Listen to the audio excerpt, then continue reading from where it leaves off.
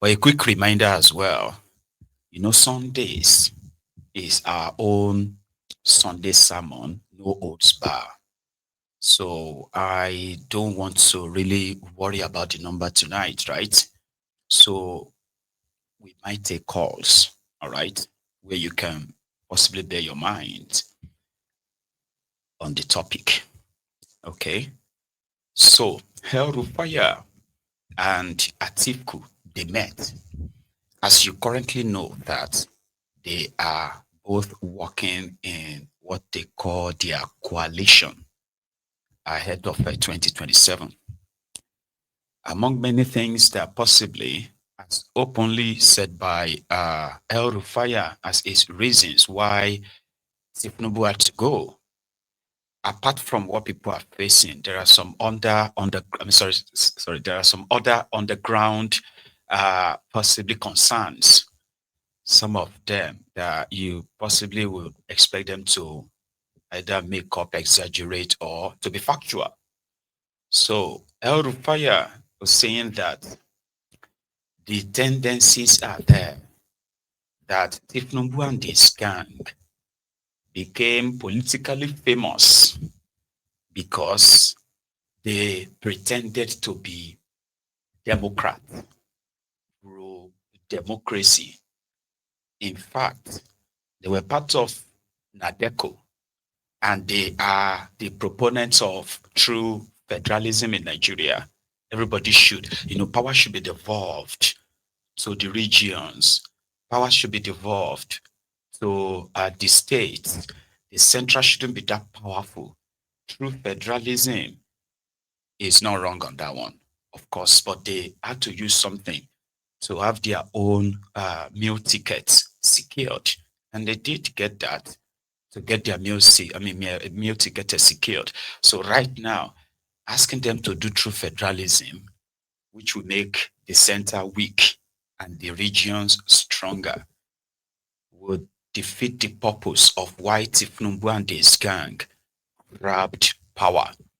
So El Rufaya is trying to alert everyone that rather than to devolve power and resources to the regions, everything is coming to the center under the control and the fingertip of Tifnumbu. And they must not let that happen. Because if that should happen, you will be having your own Paul Biya, who is still running to be president of Cameroon at the age of 92. I think he's 92 or he's going to be 92 by the election, right? By the time of the election.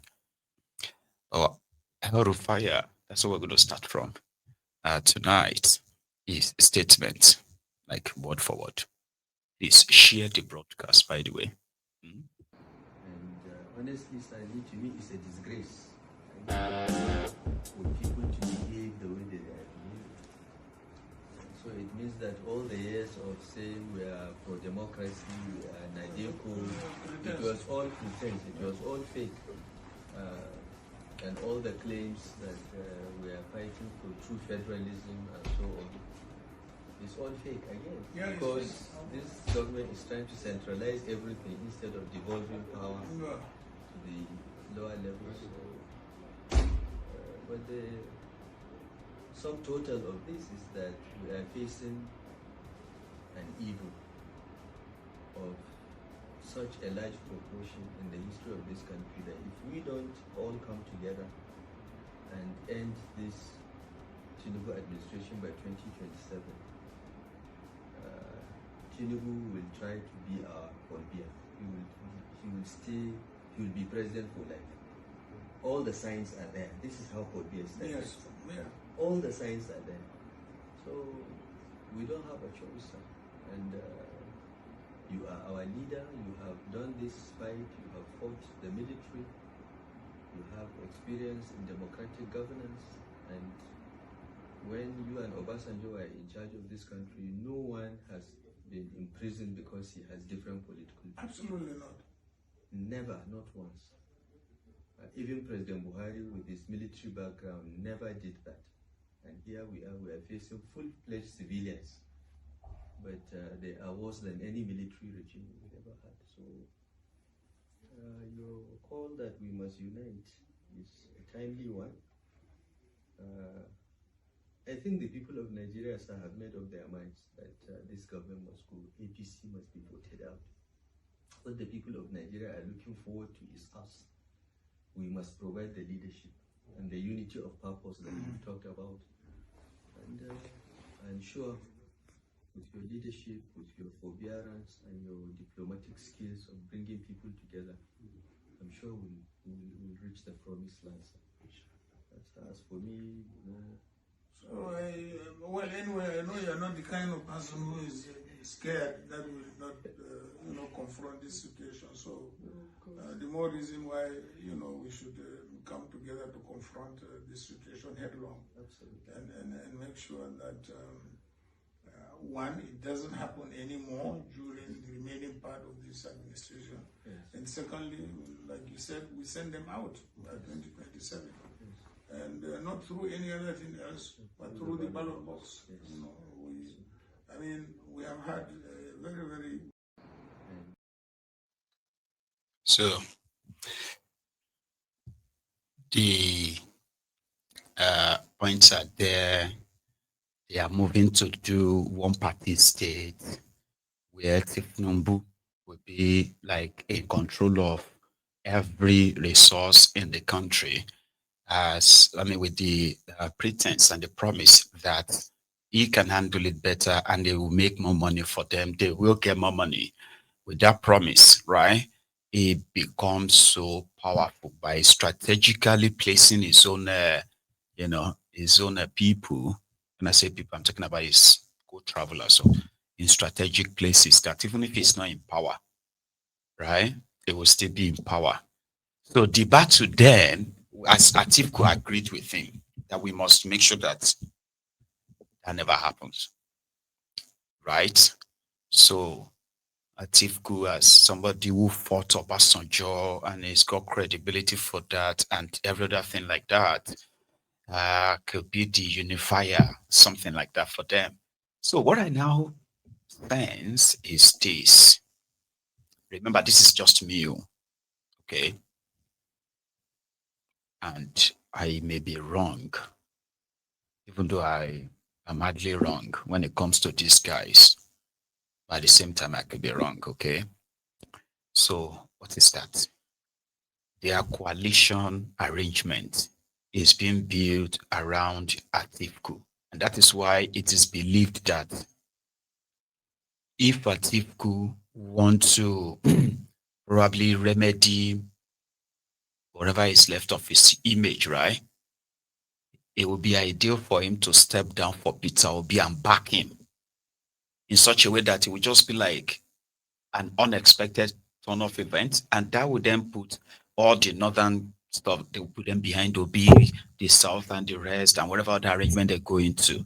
Because it is like Tifnumbu that they know, the way it works. And forget about them seeing themselves as like gods, that they won't die. That's actually how they see themselves, okay? So Tifnumbu, the sickly, demented, partly demented Tifnumbu, is believed to be nursing the ambition of replicating what he did in Lagos when it comes to the control of Nigeria. And if that should happen, power would have to then shift to from the entire north to Bodilon, where people may grumble, they may do whatever it is, but they won't have access to the kind of resources to challenge him when he is done, and they are afraid of that. When I say resources, I'm talking about supposed Nigeria resources. So, and it's not just your crude oil and all that. So, no, national assets. Important institutions. When you control them and you continue to control them, even when you are not in power, it will render useless whatever control or power or influence that they believe that Northern Nigeria has, like this myth about Northern Nigeria. So this is me again, my own theory. The year 2027 is going to be built around that for the sake of Nigeria, Tinubu must be stopped, or else after 2027, there will be nobody they'll be able to challenge anything, in that contraption, because it'll just be like Lagos. Not that they won't try or won't keep trying. So it's going to be like the Nigeria you see right now will be different from the Nigeria they know. So Nigeria you will be seeing then will be different from what you have now. This is the picture they are painting, like, everybody is going to be done for, sort of. And Atiku agreed. And then we have to come together and do something and all that. On the other hand, hmm, this one is just like, Jara on the thoughts that runs through the mind, too, right? Is that knowing who El Rufai is, right? A very, very treacherous person, sneaky man. Could he actually be doing the work of Tinubu too? Do you get what I mean now? Like, because, normally, right, you probably would have expected either the police or the DSS or the rest of them to try to have harassed him a little bit, and then just to test the water, despite all he's probably said about Kolu so far, and in fact, what he said about Ribadom himself. So, could this just be a groundwork to ensure that, yeah, it's going to look like they want to challenge a call. But at the end of the day, is to keep all of them in that different camps, like just keep them divided, and they can blame themselves after that. And immediately after your 2027 charade, they will reconcile and just laugh at everyone. I don't know. Yeah. But one of them said just a few days ago, his name is Sebuba Galadima. We're talking about what may cause civil war. This is another angle now. What may cause civil war in 2027? War, Bawo. Explain. They said they already have it on a very good authority that although Mamudu Yakubu will be leaving in November, which is just a month and a half away, so to say, right? So he'll be leaving. And they are expecting either for Tifnumbu to extend to renew his tenure of another 5 years, or bring someone else in. So Buba Galadima and co. said they have received information that Tifnumbu is plotting to bring back a retired, almost disgraced, retired judge of Court of Appeal. And this person was the same guy. Listen to this. So they said this person, this judge, was the same guy that the DSS raided their houses in Port Harcourt. They found $2 million in his house. True story, by the way. So they found $2 million in his house, and he denied the money, that it wasn't his money. But somehow they were able to get very good out of it. No thanks to Wiriwike. So they gave credit to Wiriwike for that. And it is now being said that in replacement for Yakubu, Liman will be made the INEC chair. Again, speculation.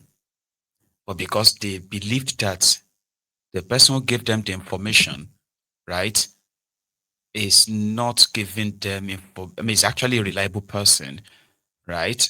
So that then made them believe that your 2027 charade is it's like a concluded where have you, right? But if that should happen, it will cause civil war. I don't write them down. There are those who said Tifnumbu is going to have to damn them. Southwest Nigeria has never produced INEC chairman before. So you can appoint somebody from Southwest, heaven will not fall. Or appoint somebody from Yoruba side of Kwara or Kogi, heaven will not fall. And others are saying, no, he should appoint his son.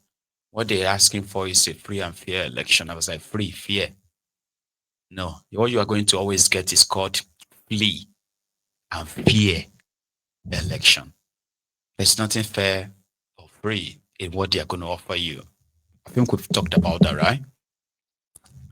So one of the reasons why a lot of people believe that APC Egbekegbe is a total, I mean, was a total mistake and still is, when they were screaming change, change in 2020, I'm sorry, 2015, rather than change, they got Calamity Bokuwari, who eventually established the terrorism industry in Nigeria, legalized corruption in Nigeria, and so many others.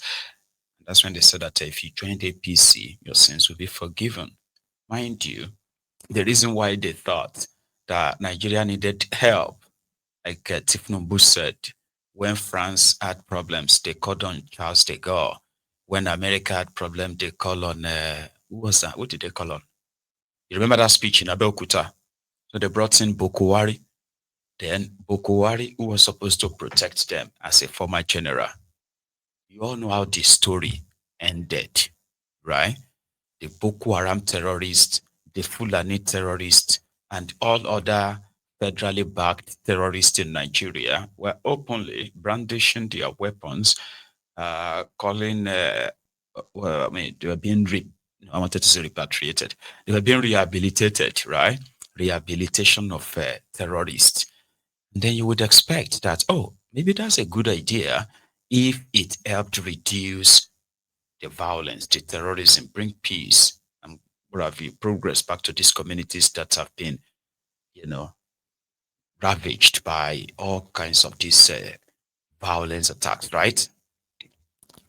No, it gets worse and worse and worse even till today. They have something called Operation Safe Corridor, which is 100% illegal, right? But it is a lawless place, no thanks to these rogues. But these days, despite the killings non-stop, the kidnappings non-stop, left, right, and center from the north to the south, almost every day, the criminals and government still had the audacity to present to the world, right, them having or organizing a peace meeting with the terrorists. I spoke on that yesterday. I still have more to say on that. So reactions have been following. Like people are beginning to feel like, which can contribute this?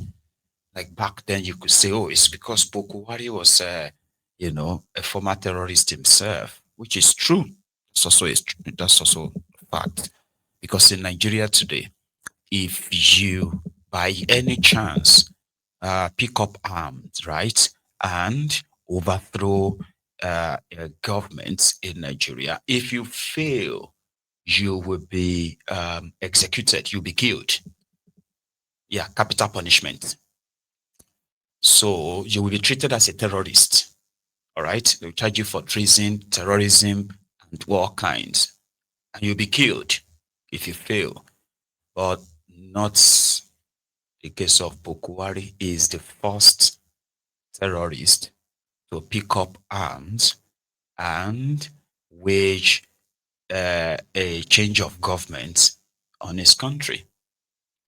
Yeah, it was the first, and I think it was the last too. The first and the last criminal to overthrow a democratically elected government in the history of Nigeria. But he got rewarded 30 years later, where he now unleashed the never seen before economic ruin, insecurity, which are now being built on by Tinubu. So we have different guys now who are like celebrities. We have terrorists granting press releases in their, hang on, I think I have some pictures here. Yes, I do. You see, we have terrorists who are now so emboldened, right? This one, they wear Tifnumbu's cap. People will come for meeting, peace meeting in Nigeria, right? There's another one called Kachala. Do you get me now? That one said in this video, right? It said, it is better for the Nigerian government and the Nigerian army to respect the conditions they've given them. And what are the conditions? That the Nigerian government should leave them to do their business as they